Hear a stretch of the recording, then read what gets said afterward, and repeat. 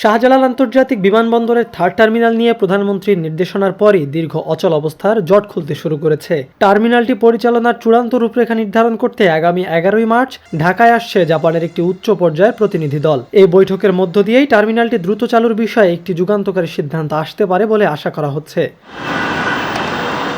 প্রতিনিধি দলে থাকবেন জাপানের ভূমি, অবকাঠামো, পরিবহন ও পর্যটন মন্ত্রণালয়ের সহকারী উপমন্ত্রী এবং আন্তর্জাতিক বিমান চলাচল বিষয়ক মহাপরিচালক। সফরে থার্ড টার্মিনাল কিভাবে দ্রুততম সময়ের মধ্যে চালু করা যায় সেটি সর্বোচ্চ অগ্রাধিকার পাবে।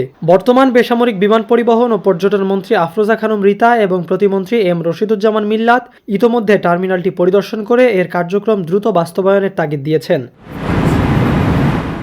বর্তমান সরকারের চাওয়া, জাপান একটি নির্দিষ্ট সময় পর্যন্ত থার্ড টার্মিনাল পরিচালনা করে তাদের ঋণের অর্থ তুলে নেবে। তাতে বাংলাদেশ সরকারকে পরিচালনার জন্য আলাদা করে কোনো অর্থ ব্যয় করতে হবে না। যদিও গত বছর ডিসেম্বরে জাপানের সুমিতামো কর্পোরেশন টার্মিনাল পরিচালনার যে প্রস্তাব দিয়েছিল তা দেশের স্বার্থের পরিপন্থী হওয়ায় গ্রহণ করেনি সিভিল এভিয়েশন অথরিটি।